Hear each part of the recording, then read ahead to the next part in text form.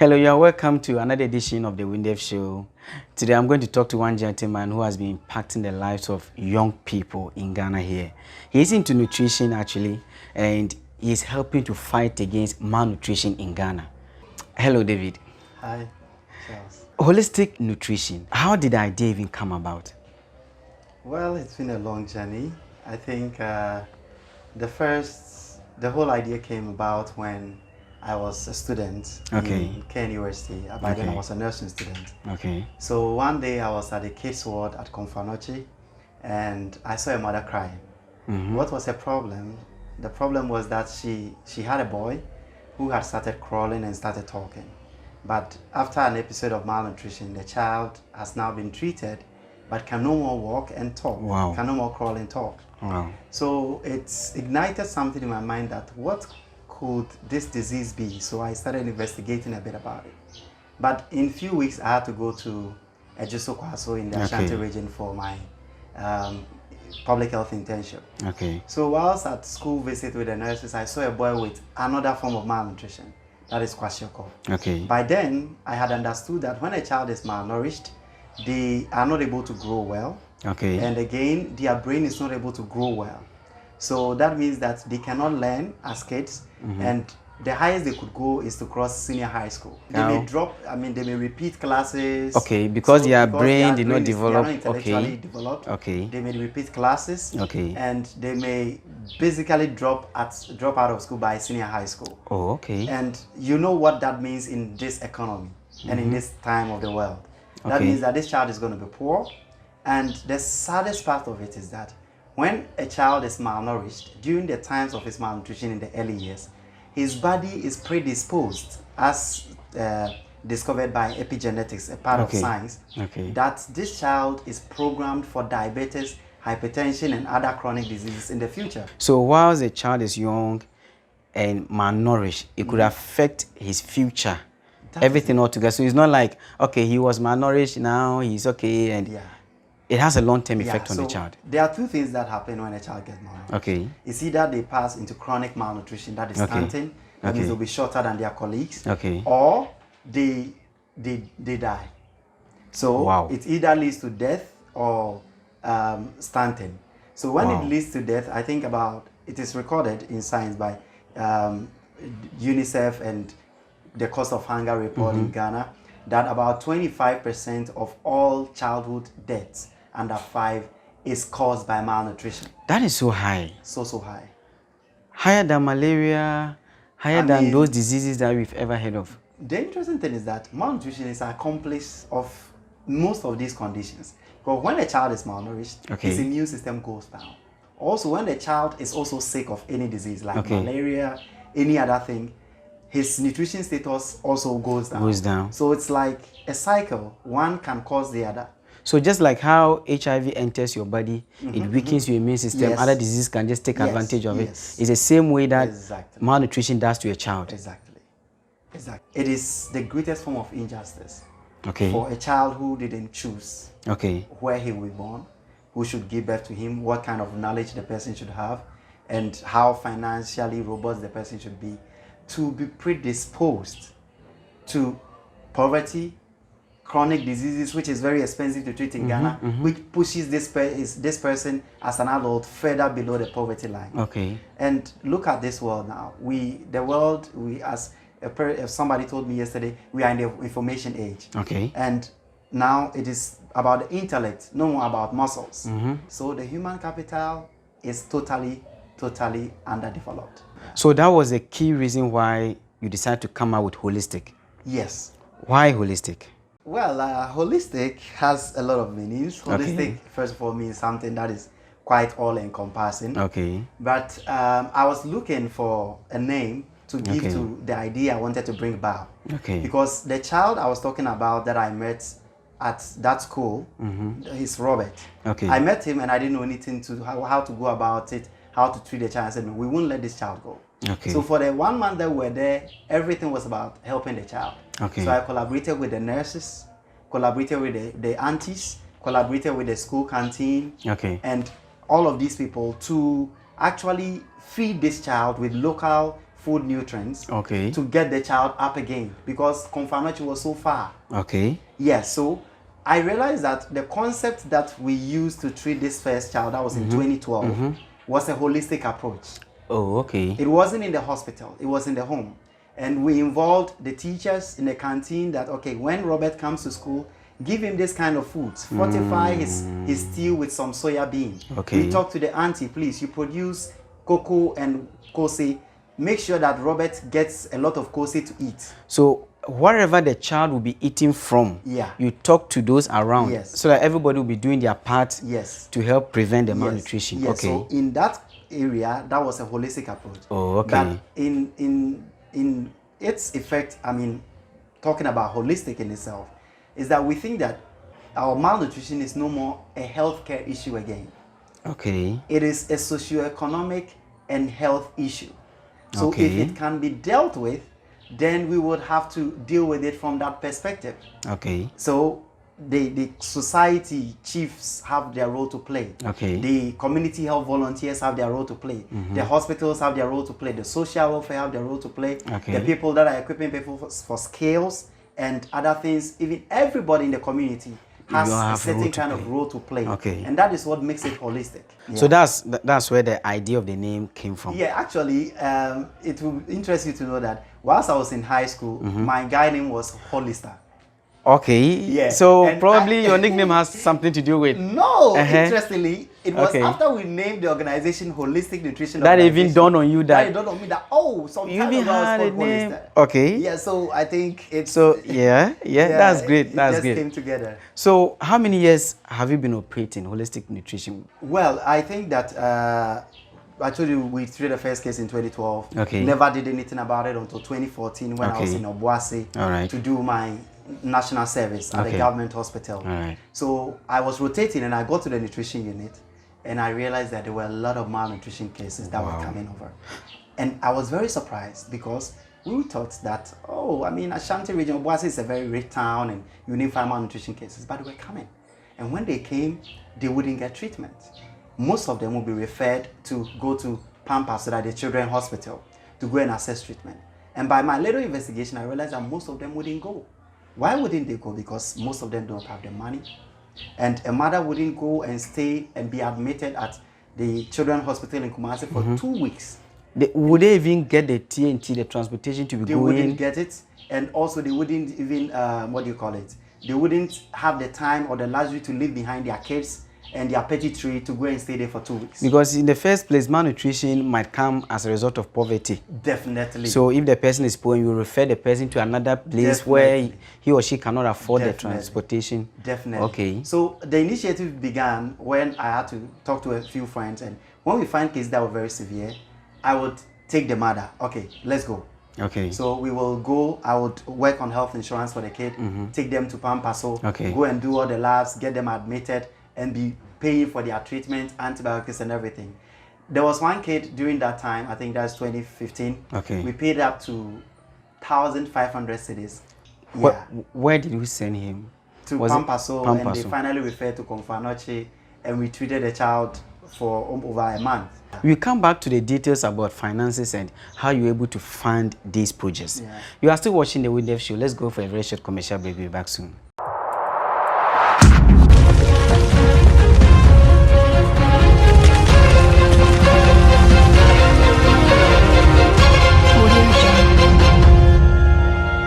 Entrepreneurs are people who are always ready to take calculated risk. They have sleepless nights. Physically, it takes a toll on your body. You are always tired, you lack sleep, and then there's weight gain because sometimes you eat in the night. They are always ready to lose it all. First, I'm going to start 2 years, no man profit and manage business. So, I continue here for 1 year. They inspire nations. And the people that are always like the chilly people, we're now open and broken. We linked with the girl child coordinator for GES, and we have about 500 girls on our schedule. I found myself mixing with women ministers on a gender program in Africa Union in Ethiopia. And they love what they do. You know, I'm somebody, I like work. I'm not a lazy person. You know, I told you the period I was waiting for my results from the secondary school. I went into that training. For almost 2 weeks. My name is Charles Udamba. Join me this and every Sunday from 5 to 6 p.m. on Pemsan TV as I talk to entrepreneurs and game changers on their success and failure stories. You can also join the conversation by using the hashtag The Wundef Show. If you want to sponsor this program, call these numbers below.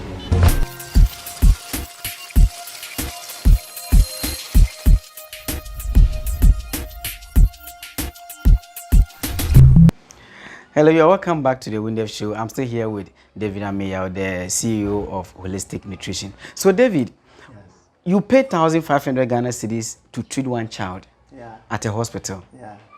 Where did you get the funds from? Well, at that time, I had a few colleagues from my church that were very passionate about what we wanted to do. Okay. So, Brother Eric and Sister Sarah, so they were supporting. So we were contributing together to take care of this child. Okay. Yeah, so that is how we funded the treatment. So how did you end up treating the children yourselves? Yes, so at that time that was only what we could do. Okay. And there were still cases but we couldn't help them because it was capital intensive, keeping a mother at the hospital for 2 weeks. Okay. Blah blah blah. So I thought about starting this. That was in 2015, but that's when I got a new job at Kwapon Nursing Training in Brownhafo. Okay. So I moved there. So over a year, I was just going and coming until the 10th of March, 2017, when it actually dawned on me that this is the time. There are a lot of lives that will be wasted if you take no action. Okay. And by then, I had met my co-founder, Victor Ba, who's now a programs manager. And he's my mate back in senior high school, so Net West connected. Okay. And I met him and he was into nutrition. So I told him, would you join me to do this course, this vision? And he said, why not? So I told Victor, so on the 10th of March, I decided to resign my job as a nursing tutor. Because of holistic nutrition? Because I needed to be here to start. Because I wanted this to be done, but whilst I was away, and I didn't have the time to do it, it wasn't going for. Did you have any assurance that some money will be coming from what you were going to do? Because resigning from your day job, something you were assured of a salary at the end of the month, to embark on a journey where you are going to rather spend. Did you think about the future, the next 1 year, how you fend for yourself and how you could even afford for these kids? Well, like this popular TV show host, Steve, what's his name? Steve Harvey. Steve Harvey says, I jumped. Okay. I jumped. The passion was too strong and I knew I could make an impact and a difference in the lives of these kids. Okay. This was exactly the point where I had gone for my medicals and I was almost about to be mechanized after being a casual worker for 1 year, 3 months. But I jumped. And so you were now going to have increased salary? It's from about 600 cedis a month to now about 2,800 cedis a month. And you just jumped? I jumped. You didn't know where you would land? I jumped. I just jumped. That was the craziest thing. Too risky, right? Too risky, yeah. You know, I didn't know it was risky until when I resigned, and on the 12th, I gave the resignation letter to my boss and everything, and they saw me off, and I sat in the car from Kwapon towards Nobeko to come to Bibiani to get a car to Kumasi to Obuasi. And I was coming to, so when I sat in the car, I began to think, boy, what have you done? What did you just do? Because you're going to Obuasi, before you left Obuasi, you gave away your mattress, and others, you don't have a room. You don't have anything to go and start what you're going to do. You just left. And I began crying in the car. Wow. Because I had burnt the boat behind me, and I couldn't go back. Wow. And that was it. I was crying. And you came to Obuasi, and you called Victor. Yeah, I told Victor, I'm here. Would you join me? He said, I will. Expect me in the next 2 weeks. So he was doing some business in Sefi, Debiso. He also nutrition products and other stuff. He folded up and he moved to join me. So did you consider the challenges involved in running this NGO for these kids? Did you analyze them first?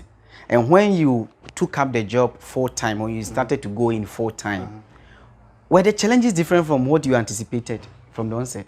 Well, I knew that there was a price to pay for everything. Okay. And at that moment, I was prepared to pay the price. Okay. I knew that, as the alchemist says, that when a man sets himself to do something, the whole universe conspires to help him. Yeah. So I just knew that there would be challenges, but I didn't know that it would be getting so bad.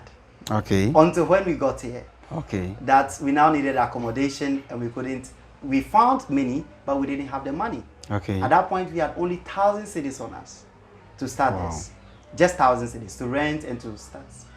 But along the line, help started coming. We were able to connect with some people. How long did it take you to have your first support, you know, from the people? first support started coming somewhere in June. So you left in March, you started in March? Yeah, so we're in this town for about 3 months. Okay. Not doing, I mean, we're doing things, but nothing to show. Okay. Yeah, and we were broke. We were broke. It's bad to be broke, you know. We were so broke. So broke that, you know, if I would have a little confession, I mean, there were times that, you know, we treat these kids with ready-to-use therapeutic feed. Okay. And I quite remember for some time, 3 days on a row, we were eating plumpy nuts. That was all we had. What is plumpy nuts? What are you supposed to give to the kids? Used to give to the kids. To treat the malnourished children. That was just what we had. We had no money, we have nothing, and we couldn't call family members again because we have bent the boat. Some of them warned us. They didn't listen. And we didn't listen, so we had to feed on it 3 times a day. So we were on therapy ourselves. Wow. Yeah. Wow. And at a point too, when we realized that, okay, so at that point, one day I was sitting and I said, what do you have in your hands? That phrase came to me.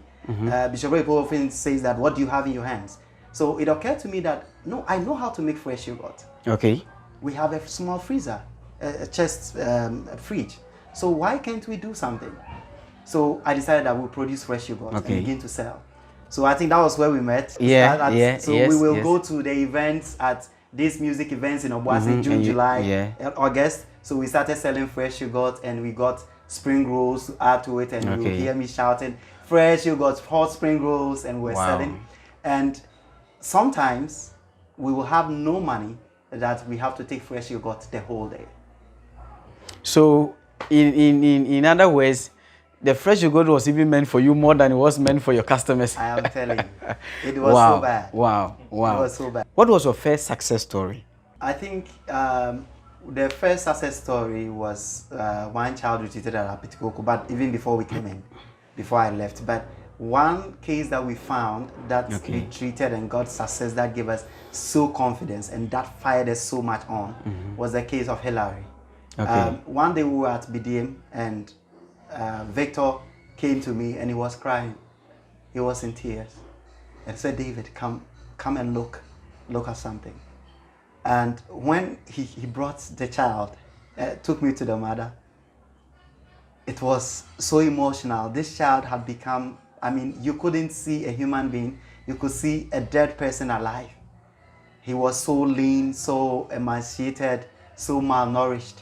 And the mother was very devastated, I mean, very, very troubled. Like I mean, she had no life herself. There was nothing she could do about it. Okay. Yes, so we decided to take care of this child and we took care of him, and after 1 month, we saw a very remarkable change. And one challenge that came in was that the child was doing well, and right after the 1 month, the child started having otitis media, that is ear infection. And was it as a result of the malnutrition? Yeah, I mean, malnutrition, infection sets in and others. Okay. So now infections, once the child is getting well, infections start to show up. Okay. Because when he didn't have nutrients, the body wasn't able to build a response. Okay. But now the body is building a response. The infection started to show up, and we had to take the child, and they said he needs an antibiotic. And the antibiotic would cost only 30 Ghana cedis. And we didn't have money, and the mother was thinking we had something, and we told her, don't worry, just go. So we came, we met her, and I said, don't worry, I will get you the treatment. So I went from one pharmacy store to the other, and I said, please, this is what we're doing. We are doing this as voluntary work. Please, can you help us with just 30 cedis? With this drug, it's just 30 cedis. And one pharmacy shop in Obuasi, a very rich pharmacy, told us that he's sorry, it's not a charity organization. That thing hurt me so bad. I know he was right, he's a businessman. Yes, it's a business. But it really hurt me so bad. So bad. But finally we met this guy. I want to thank AOD at BDM bus stop, the chemical store, because he decided to give us drugs on loan. So we will take the antibiotics on loan, and later when we get money, we pay him back. Wow. That was how we were able to supply antibiotics in addition to 30 Ghana cedis. 30 Ghana cedis. And you didn't have it? Yeah. So because things were very hard. Yes. So when Hillary got well, it was a great success for us. How much in all did you spend to get him well? Well, I think we spent so much. By then, we weren't taking much account, but we wouldn't spend anything less than 1,000 cedis because we had to even take care of the mother herself. Okay. Her mom was even helped and now put into early childhood education school. Okay. So she completed with a certificate in early childhood education. Okay. One of the things we believed was that if you empower the mother, then you could empower the household. This girl was a lady who wasn't having a teenager, very smart, completed SSS with science grade about in maybe I think it was 16. Okay. So she's very smart, but she was in this situation. So we thought we could empower her so that she could live off us because we were helping her feed, we were providing her food and everything. So we could help her fish herself. Okay. So we tried and put her in early childhood education. And that is where we got it. I think we put it on Facebook. Okay. And people supported us. And we also had friends like Atocha and all those guys helping us to put this mother in school. And she graduated successfully with a distinction. You are still watching the Wundef show. We'll be coming back soon.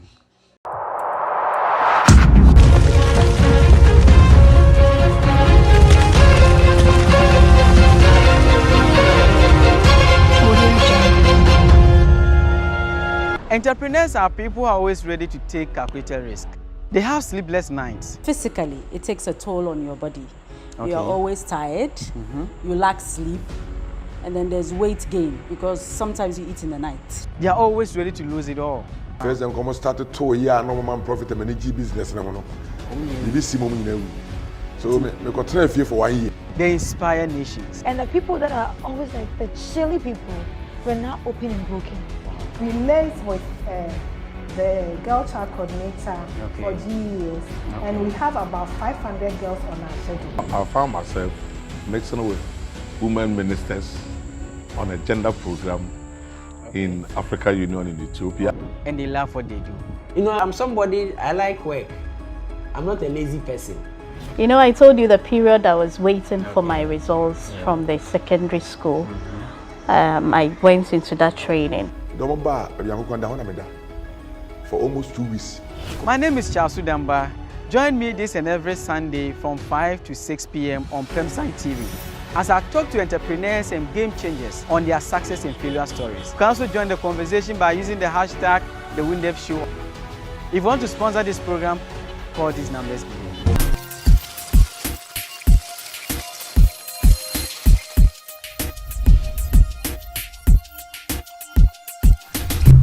Yeah, welcome back to the Wundef show. We are still here with the CEO of HOLYSTIC Nutrition, David Ameyaw. Dave, so how many kids have you treated under HOLYSTIC Nutrition? Yeah, so far by the grace of God, we have treated 180 plus children. 180? 180 plus kids for acute malnutrition. Acute? Acute malnutrition. Only 180 and over? Moderate and severe acute malnutrition since we started in 2017. So the 180 plus includes the acute, the moderate. Yeah, so we have severe and acute the severe malnutrition. You have severe acute. And we have moderate acute malnutrition. Moderate acute, okay. Yeah, okay. And I think we have about almost over one third of them are severe. Very severe cases. Oh, okay. Yeah. And in your estimate, how much in all have you spent on these 180 plus kids? Yeah, so on an average, we spend like 305 Ghana cedis on only commodities, antibiotics, and just commodities and follow-up. 305 Ghana cedis per kid. For a month or throughout the treatment period? So the treatment period is for 3 months. So when we get a child, they come for the first treatment. We have to educate them, the mothers, about how to give the treatment, how to take care of themselves, how to feed their children. And they come for reviews every 2 weeks until the child gains weight and becomes well to a certain criterion. And we discharge them. And the treatment period is for 3 months, but averagely within 2 months, they get recovery. Oh, okay. Yeah, they get full recovery. Oh, okay. Yeah, so how do you fund your projects? Well, by the grace of God, I think that we've been able to do this far with just the support of family and friends.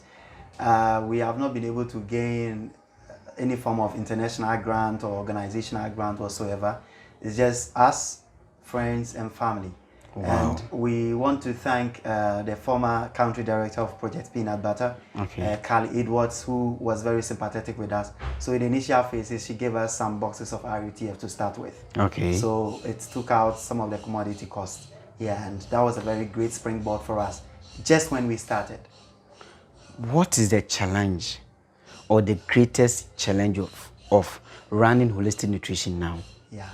So Holistic Nutrition Organization, we are into everything nutrition. Okay. But for now, we are just focusing on the malnutrition project, which is the Save the Malnourished Child project, aka Small Child. Okay. Yeah. So there have been several challenges. I think key among them is working with people that you are not paying. Volunteers. We have all been volunteering for these past 2 years. I was privileged to travel to study for the past 1 and almost 9 months, 1 year, 9 months. Okay. But my colleague Victor has been here and nobody pays him and nobody pays anybody. So it's just we take care of. Sometimes even he told me that when they have to go to, when we're running the Beansray project, we ran a project at Sanso and the one at Beansray, and sometimes when they were running the Beansray project, they didn't have money. So you have to walk from here, just at Gausso Extension, to Beansray for treatment and carry all the food and everything at their back and sometimes walk back.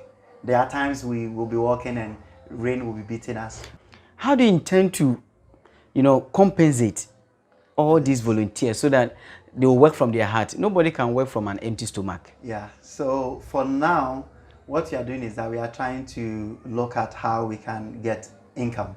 Okay. I mean, income into the organization, not income as in getting dividends, but income to make some money to be able to take care of our overhead costs. Okay. So we are very soon, one of it was our yogurt, the Vita Fresh yogurt we're producing.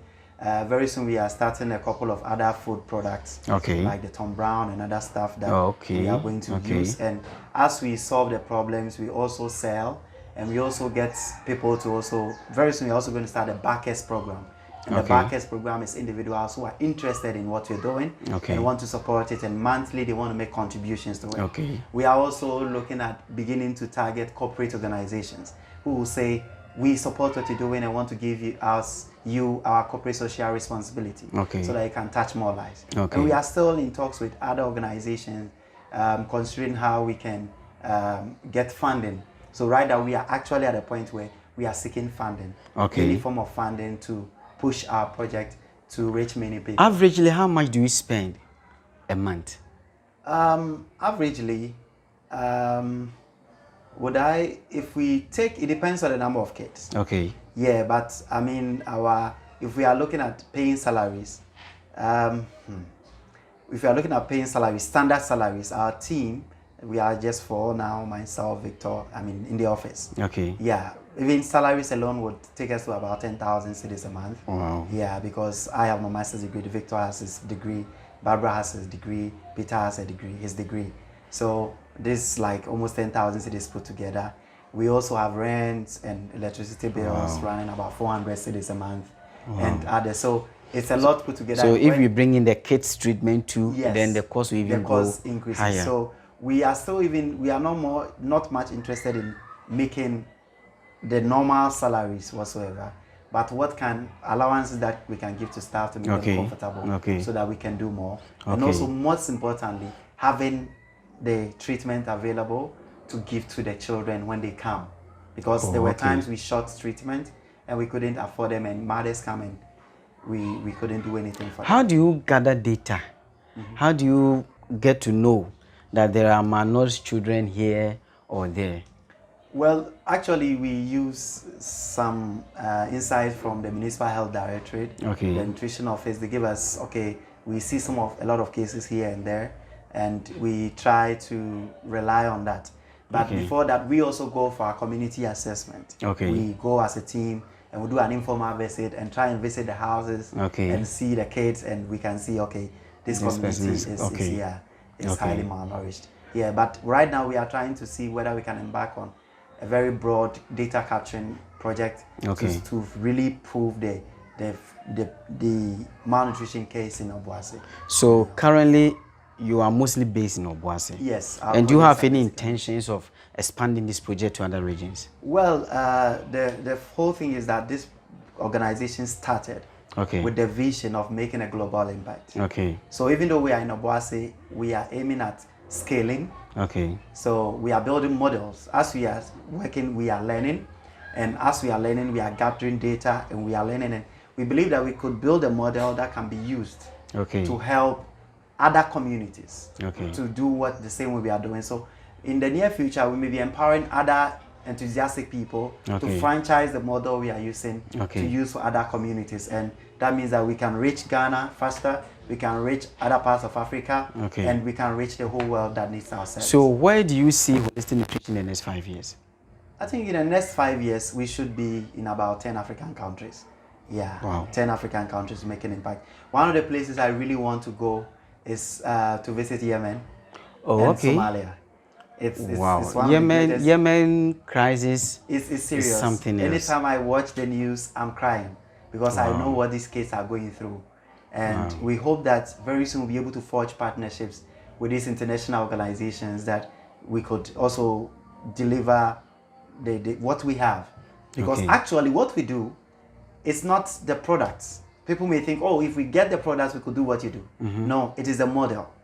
We have a way we go about what we do, how we manage the mothers. Mothers go and, can you imagine that mothers take treatment, go home and still go to herbal treatment for ashram and give a lot of enema and others and a whole lot, attach a lot of spiritual and they dump the treatment. But we have in the years achieved a very strong, a very low default rate. And that is one thing that we are highly recommended for by Kali Edwards of PPB and other people that we work with. Wow. That's okay. So you are now 4 in the office. Yeah, you being the CEO, Victor being the project manager. And then the other 2? Yeah, we have the nutrition officer who's working under Victor. And we have the administrator we have. Yeah, but we have other people of the team that work on as and when basis, on ad hoc basis, when we need them. Solomon helps us to do our accounts. Richard Fair helps us supervise a lot of things. And we try to consult with a lot of people that have the insight and knowledge about what you are doing. So what is your message for people who also want to start their own projects, their own NGOs, their own businesses, but they lack the confidence? I will tell them. You jumped. Yeah. And that was crazy. Yeah. What advice do you have to tell them? It was crazy.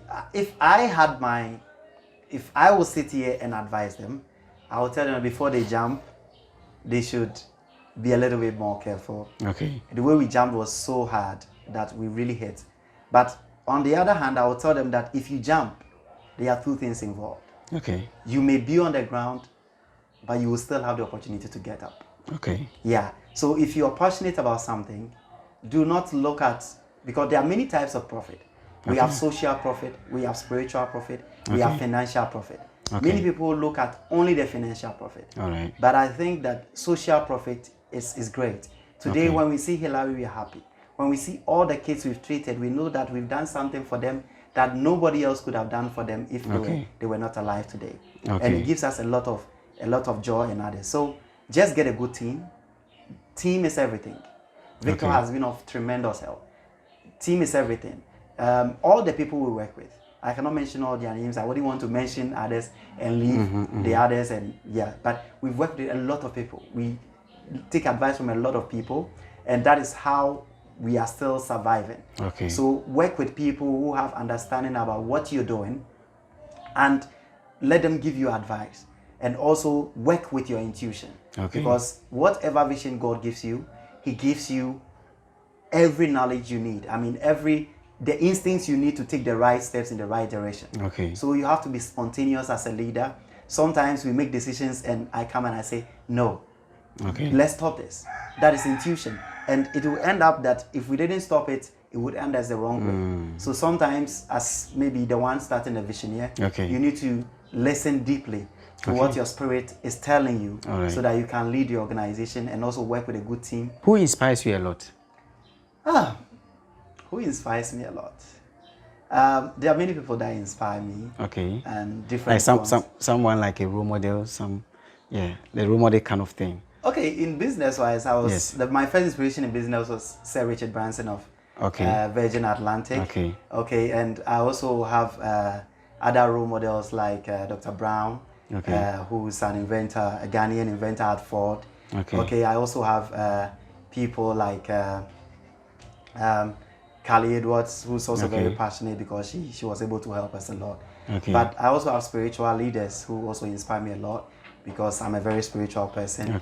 Bishop David Oyedepo, who's my spiritual father, Pastor Callistos, and Pastor Chris, and also a lot of other people that I actually learn from. Thank you very much for coming on today's Wundef show. Thank you very We really appreciate your time. We are coming to the end of another edition of the Wundef show. Today we had a very nice chat with David Ameyaw. Very wonderful young man. You've listened to his story, and I know you have really been inspired. If you enjoyed this interview, subscribe to our YouTube channel, like our Facebook page. Thank you for being with us. Let's meet again another time. Bye-bye.